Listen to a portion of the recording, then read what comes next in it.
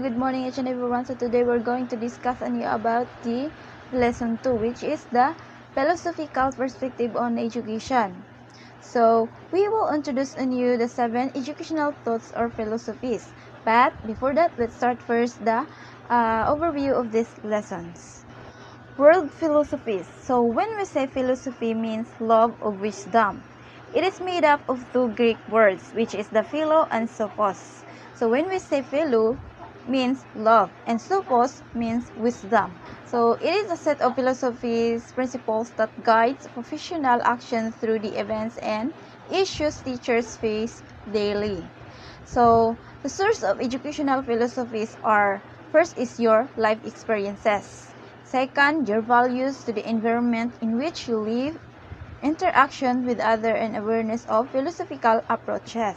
So, here are 5 measures of educational thoughts or philosophies. So, first is idealism. So, idealism is a philosophical approach that has its central tenet that ideas are the only true reality and the only thing worth knowing. Okay, so idealism, it focuses on conscious reasoning in the mind. So the main tenet of idealism is that ideas and knowledge are the truest reality. So many things in the world change, but ideas and knowledge are enduring. Okay, so idealism also, it focuses on a subject matter curriculum.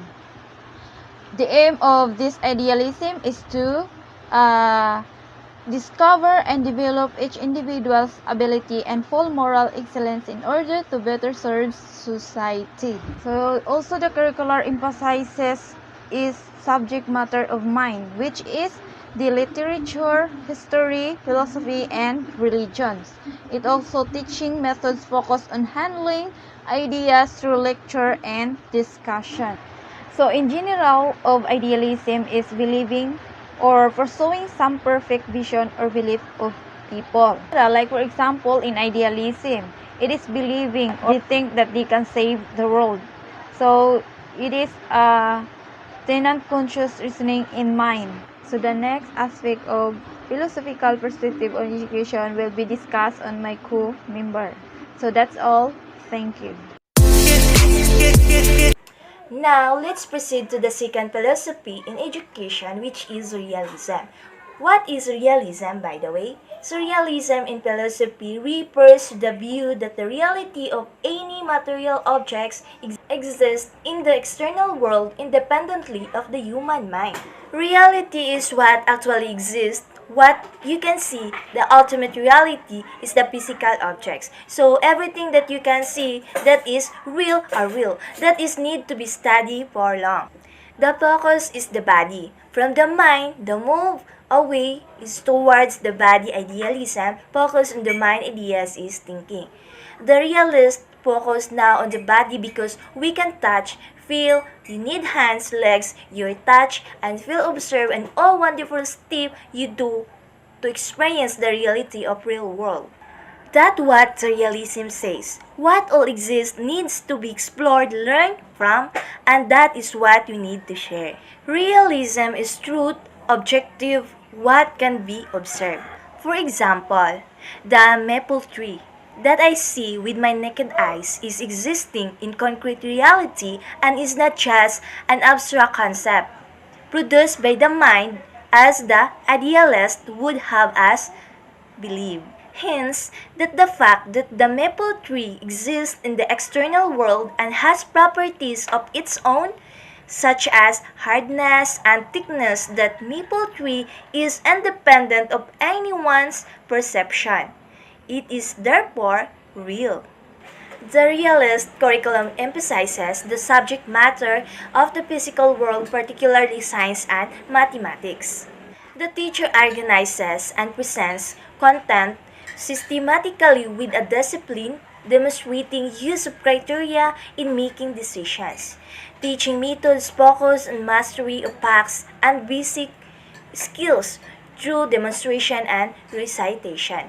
Students must also demonstrate the ability to think critically and scientifically using observation and experimentation. Curriculum should be scientifically approached. standardized, and distinct discipline-based character is developed through training in the rules of conduct. Scholars in philosophy believe that it was Aristotle who first popularized realism when he opposed Plato's idealism and argued that the real exists in the sensible world which can be known through experience. As we can see, it was Aristotle who provided the fundamental structure of the development of realism and its penetration in other disciplines, such as in arts and politics. The key of realism is what you can see is what you will question. What you can feel is what you will question. What you can experience is what you will question. So, if you can never be experienced, feel or catch ideas, you are not going to experience ideas unless transformed into words by someone. A subject matter curriculum is stressing objective knowledge and values. Reality is objective, meaning everyone should obtain the same results, regardless of what he does or how he considered concepts, according to Ernstein 2003. So good morning everyone. I am here in front of you to discuss what is pragmatism or experientialism in that philosophy.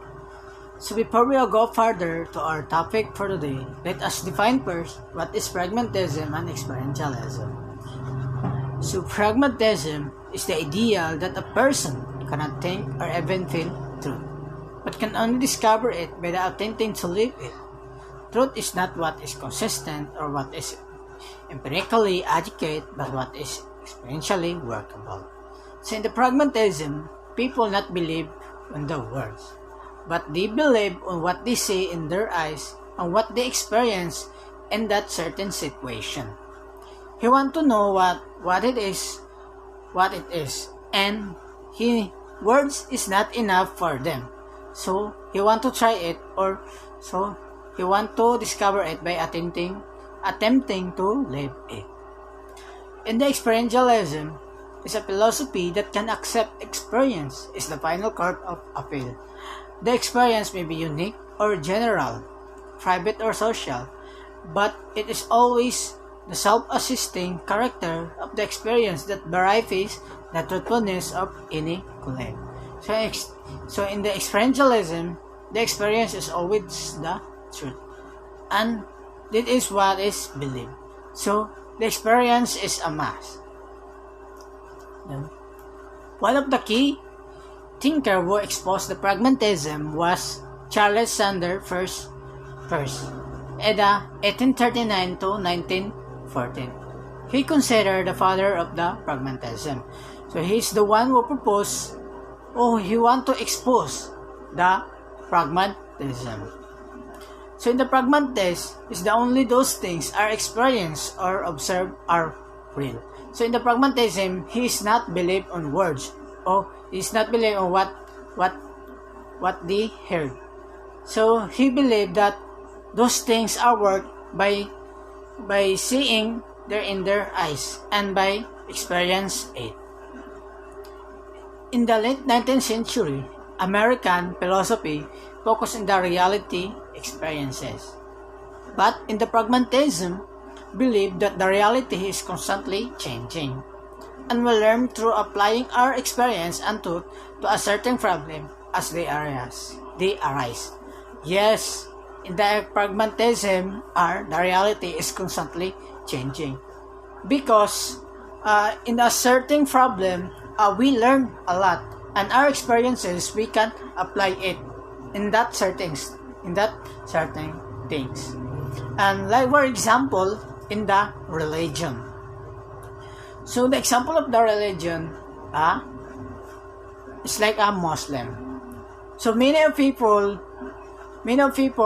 thinking that the Muslim are terrorists, but it's not the truth, because Muslim is a very religious and very kindful people. But in other words, in the other people that the Muslim are terrorists, because he believed and he say in the social media or in the media that every Muslim is a violent person. But as we all know that the Muslim is a very religious and a very kindful people, that we all know. And the other example is in the school. We all know that if we go to our school, we learn a lot. But not is that true. In the school, we only teach on how we learn in the certain things, how we prepare in our future, and how we solve our problem in the school. But school is not teaching the lesson in life. So in the school, we believe that they teach all of the things that we don't know. But in the school is only teach how to read, how to write, and how to prepare us in the person. But in the reality, we as a people learn on how to live in this world by using our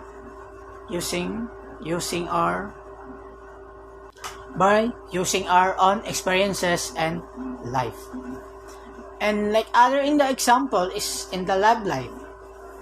Then in the lab life, we believe that if we go into the lab life, we are very happy, and we think that if we love a person, they will love us back. But that is not true, because we cannot force the people to love us back. So that is the changing reality in the pragmatism, that the reality is constantly changing, and we learn through applying our experiences and truth in a certain problem. So that is the example. Then the next is John Dewey in 1859 to 1952. He was the first who applied the pragmatist philosophy in his progressive approach, because he believed that the student is depending on the context of place, time, and circumstances.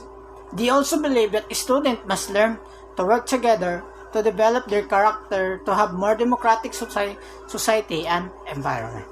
So John Dewey was the first who applied this pragmatic philosophy in his approach, because he believed that every people or every student have their own dependent skills, talent in the certain problem. And they also believe that if students work together, we can make a better ideas, or we can work a better solution in the certain problem. So the approach of John Dewey was this. John Dewey approaches and method is a call of the problem solving method or inductive reasoning. So he focused in this approach is the first is the recognize that there is a problem.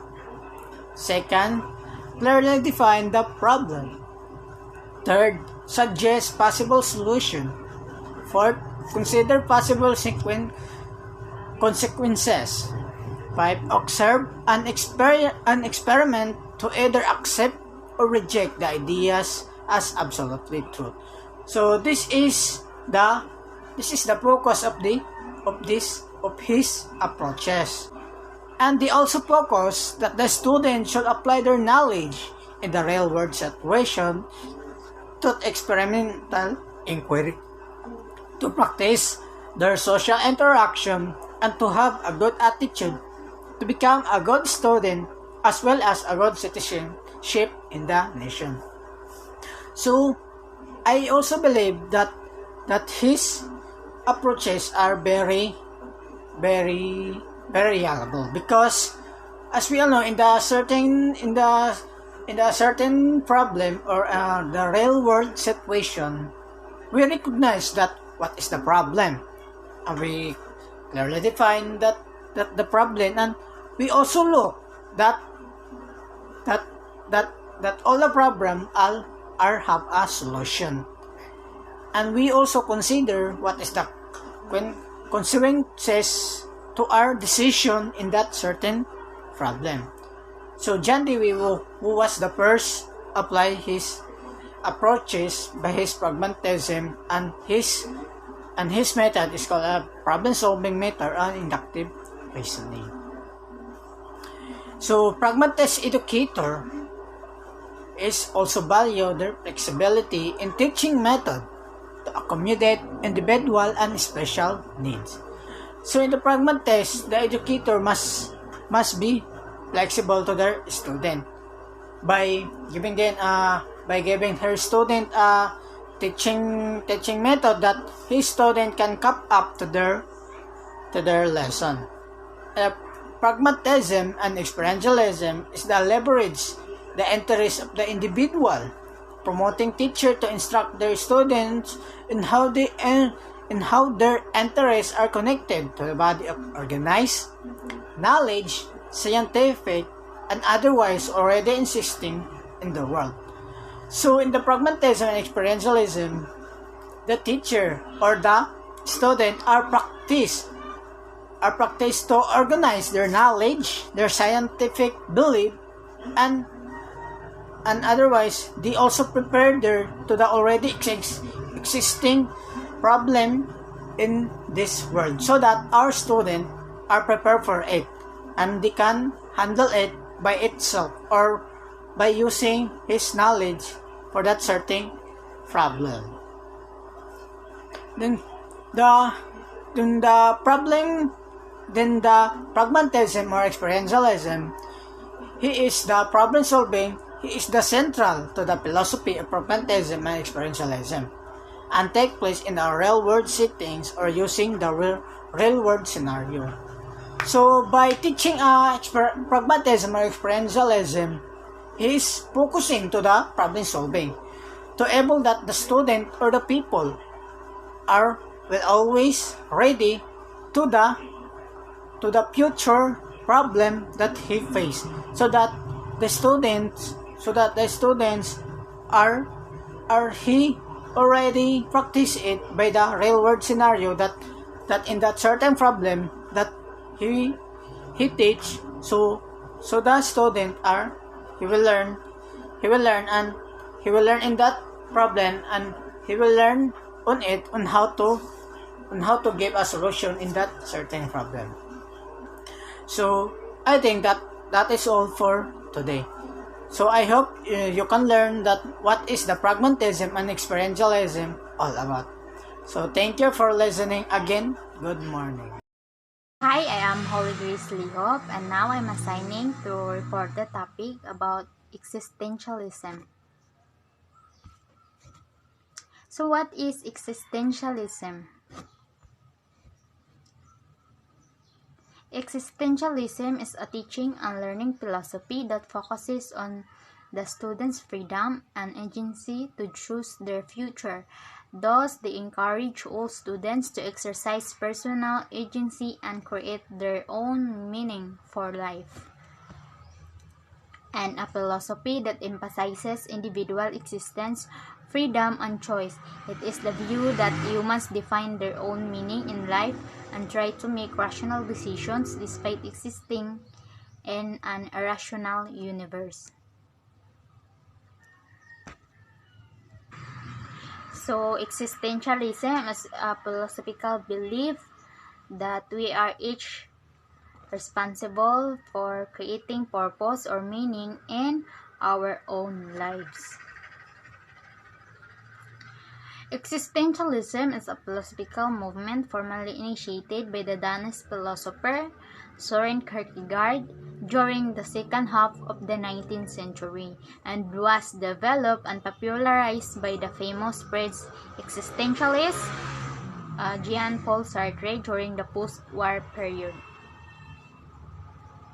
So what is the role of existentialism in education? Existential theories are widely used in education. Making existential methods within the classroom requires a balance during which both teachers and learners as human beings preserve their identity. Sartre believes that existence precedes essence because the individual human is very important as the creator of ideas. Method of teaching.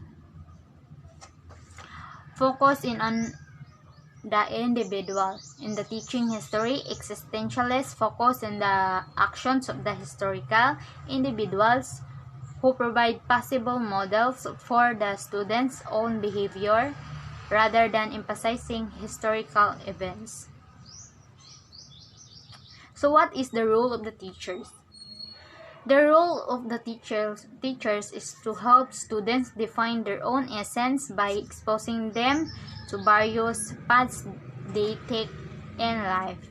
And second is to create environment in which they freely choose their own preferred way. And lastly is to relate with each student openly and honestly. So the role of the teacher is to help students better understand who they are as individuals. And this also means that the student should have a choice in what they learn and that the curriculum needs to be somewhat flexible. Existentialism's emphasis on the idea of meaningful life or meaningful existence suggests that life as it appears and experienced is characterized by absurdity. Philosophically speaking, absurd, the conflict between the human tendency is to seek inherent value and meaning in life, and human inability to find any in a purposeless, meaningless, or chaotic and irrational universe. What is common among different brands of existential philosophy is the view that life is absurd and meaningless and purposeless. And that's all. Good morning everyone, I am Deseros Payuso Tagbo, DBS Ed 3, and now I will discussing about perennialism. So what is perennialism? Perennialism is a teacher-centered educational philosophy that focuses on everlasting ideas and universal truths. So I clarify it's that perennialism suggests that the focus of education should be the ideas that have lasted for the centuries, not believing the ideas for today or for this generation.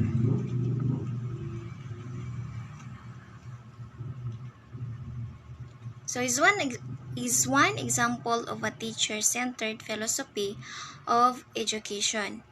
It emphasizes understanding of great works of art, literature, history, and other fields as timeless pieces of human development that everyone should understand in order to create stable, shared cultures. So as a teacher, we need to give an image at the said topic so that they easily understand on what you have discussed. Because if the students is naguguluhan, so they will define talaga and a specific way to understand. So since our topic is perennialism, so let's know also what is perennial. So perennial, lasting or existing for a long or apparently infinite time, enduring or continually recurring, or in Tagalog, perennial is pangmatagalan, or it is living for several years or at the lasting time or lasting day or period. So, who are the philosophers of perennialism? So perennialism is based on the philosophies of philosopher Plato, Aristotle, and philosopher San Tomas Aquinas. So they are the most conservative or the traditional of the philosophy, and they are also the ideas are their ideas also are relevant and so meaningful. So perennialism aims to develop intellectual and moral quality. So they could also emphasize that students should not taught inform that Mason be that audited or found to be incorrect. So perennialism also follows by Aristotle and Aquinas. So Aquinas in that realism, the rationality of human nature in all times and places, and study classic literature and arts to discover. So people also possess and share a common nature that defines them as human being. So all people also may find universal. So truth and life according to its values.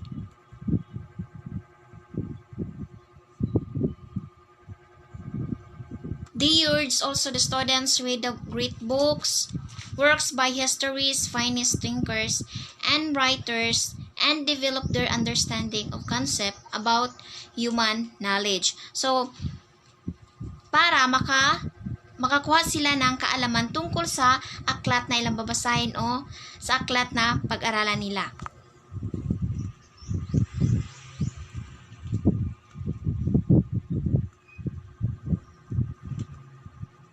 Okay, let us proceed. The teacher-centered philosophy.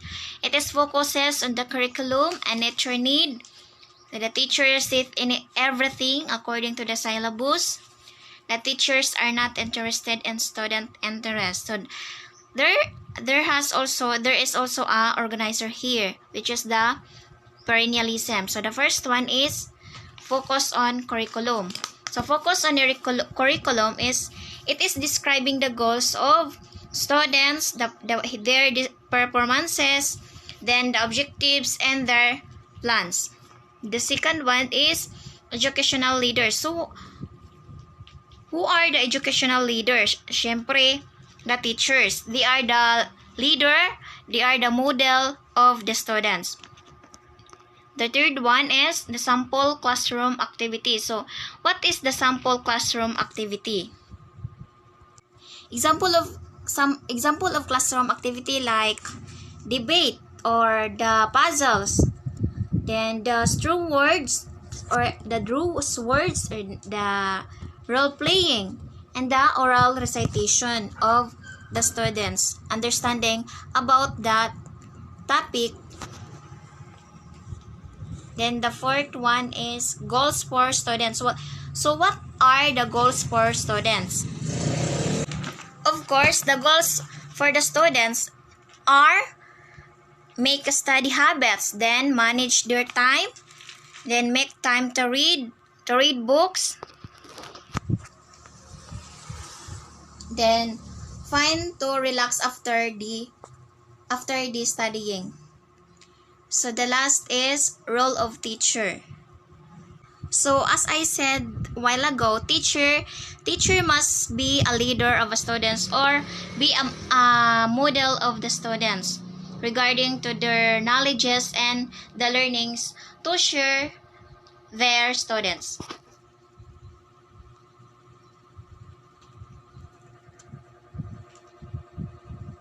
So perennialism teachers believe that fundamental skills such as reading, writing, computations, and research be developed starting the elementary grades to prepare them for lifelong learning. Okay, teacher roles also is to sharpen the students' intellectual powers and enhance their moral qualities, their learnings, their knowledges for the broadened topic. So it is difficult to say or it is difficult to learn the broad topics but we need to teach them in a specific way to understand. The next one is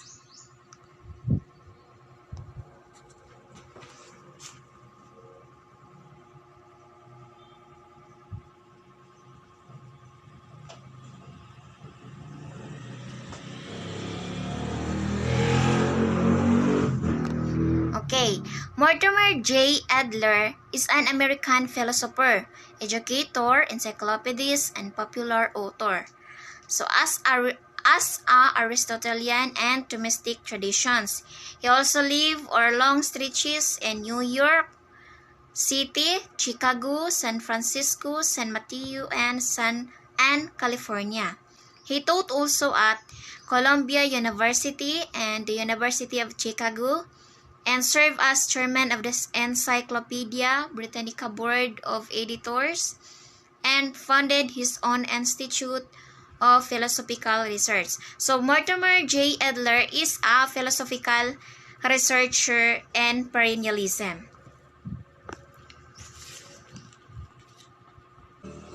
If you are a student, also remember the sayings.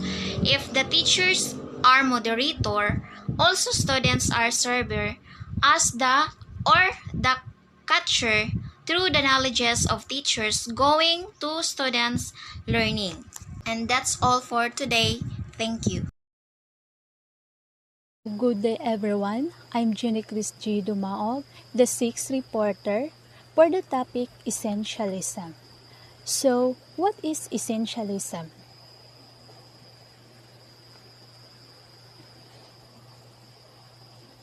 Essentialism in education is a movement started by William C. Bagley. The reason for the movement was to emphasize the teacher's authority in the classroom. So, this means that the teachers are really the ones who have that authority inside the classroom. So, the students are just going to follow what the teachers will say. And supporters of essentialism are of the view that the standard in the school have been lowered by the greater educational opportunities, and they also feel that the subject matter should be the center of the curriculum. So, the difference between the other philosophies, essentialism, the students or the learners are the centered. Are not the centered. Instead, the teachers and the subject is the center of the process of education. Progressives who stress on providing education based on the interests of the child through hands-on activity are also criticized by the essentials. So it means that essentialism is not a learner-centered. They criticize the progressivism in which they are learner-centered. It is a relatively conservative instance to education that strive to teach students the knowledge of the society and civilization through a core curriculum. So the core curriculum involves such areas that includes the study of the surrounding environment, basic natural laws, and the disciplines that promotes a happier and more educated living. So other non-traditional areas are also integrated as well as moderation to balance the education. So essentialist goals are to instill to students with the essentials of academic knowledge, patriotism, and character development through traditional approaches. So it is promote reasoning. Train the mind, and ensure a common for all citizens. So essentialism training the students on how to face the reality in life and how to become a responsible and a good citizen as society. And let's proceed. Teacher's role and essentialism. So, teachers have different rules and depends upon the concept of the certain philosophy. So now, we will tackle or we will explore what are the different rules of the teacher when they apply this essentialism philosophy to the student to their teaching. First is the teacher teaches discipline and hard work. So what does it mean?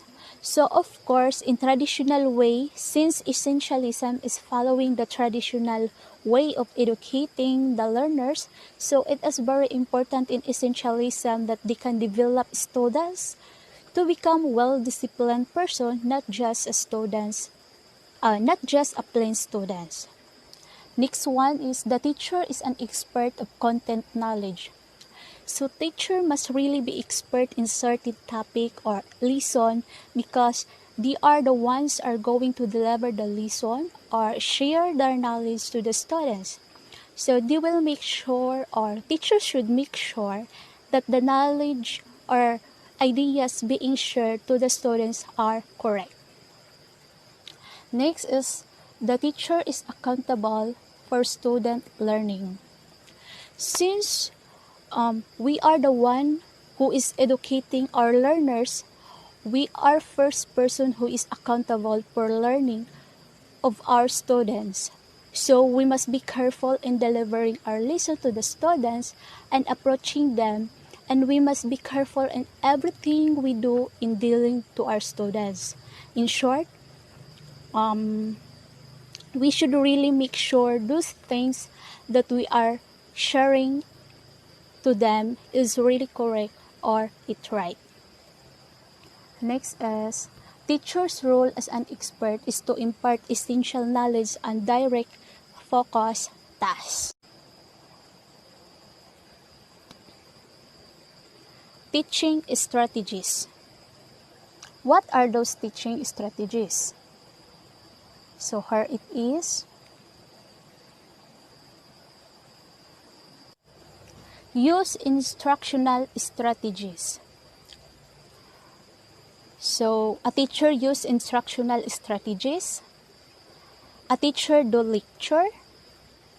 A teacher implement memorization. Next one is a teacher could ask a student to do homework. Teacher and subject centered.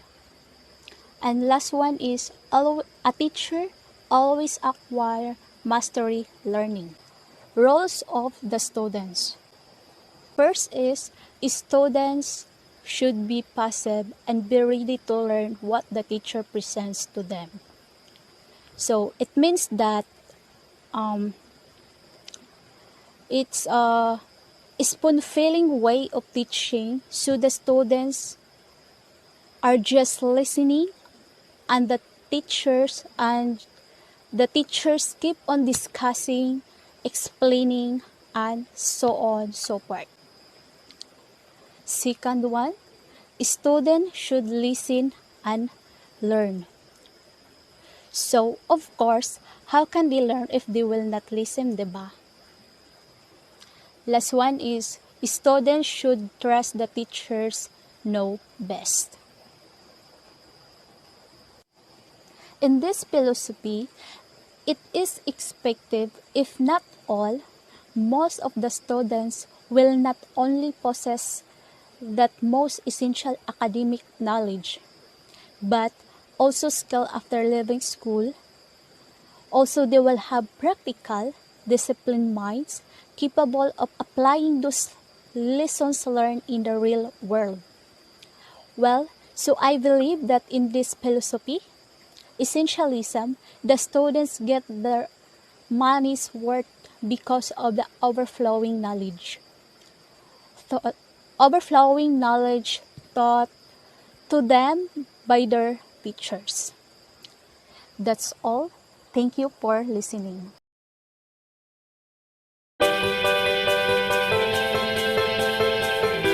Good morning, everyone. This is my topic, constructivism. Constructivism is basically a theory based on observation and scientific study about how people learn. It says that people construct their own understanding and knowledge of the world through experiencing things and reflecting on those experiences. When we encounter something new, you have to reconcile it with our previous ideas and experience. Maybe changing what we believe or maybe discarding the new information as irrelevant. In any case, we are active creators of our own knowledge. To do this, we must ask questions, explore and assess what we know. The founder of constructivism is Jean Piaget.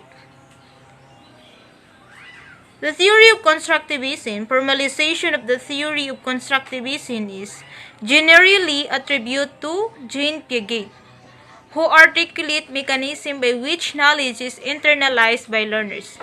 He suggested that through process of accommodation and assimilation, individuals construct new knowledge from their experiences. Assimilation and accommodation. Assimilation occurs when the learners add new information, basically layering it on the top of the old, while the accommodation occurs when a learner must change previously learned information before placement of new information is possible. Assimilation is like placing files in a file cabinet, while accommodation is like needing to add new folders or rearranging existing news. Constructivism is a learning theory. So while in a learning theory, learning is an active process. Knowledge is constructive from experience. Learning is a personal interpretation of the world. Emphasize problem solving and understanding.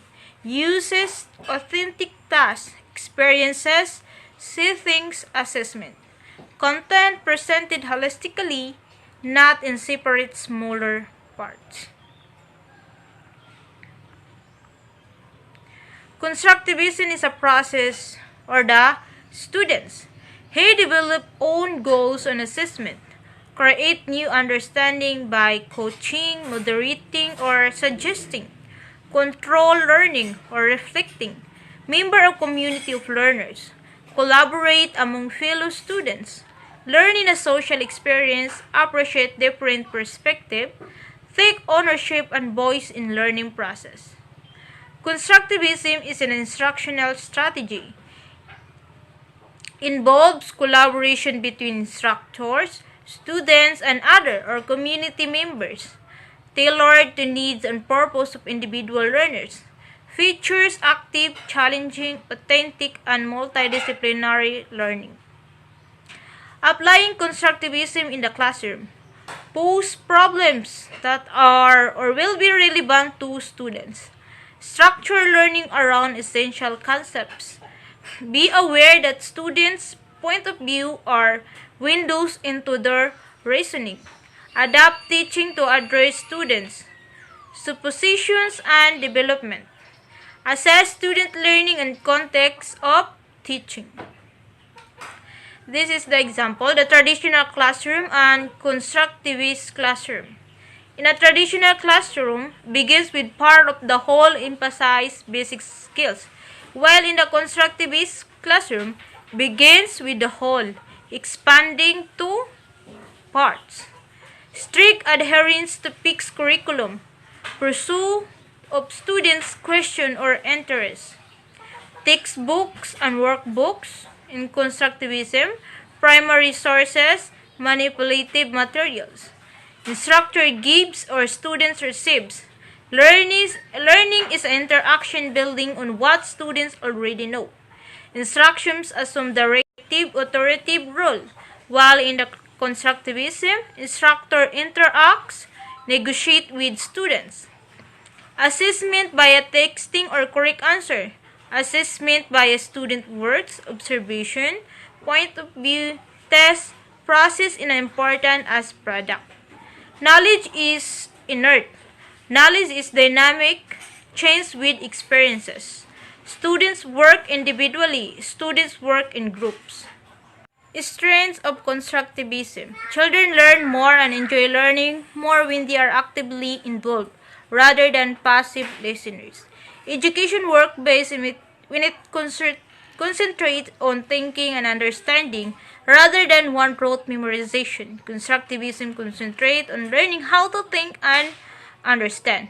Constructivist learning is transferable. In constructivist classrooms, students create the organizing principles that they can take with them to other learning settings. Weaknesses of constructivism. The biggest disadvantage is its lack of structure. Some students require a highly structured environment in order to be able to excel.